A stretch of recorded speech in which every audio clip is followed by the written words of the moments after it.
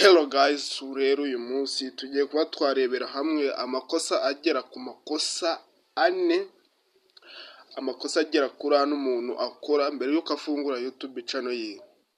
Hari umuntu ari kwibaza ati si umuntu ashobora gukora amakosa ate n'undi ataranatunga YouTube channel bikagucana.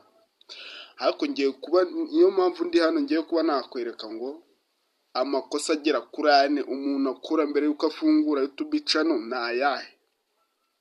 So guys, rero making sure yuko wakanda subscribe, kola like, share, ukane no kunzogera maze ubundi butaha kugira ngo ubundi ukoze kunzogera, reka mbanze mubwire gukora kunzogera ikintu bifasha.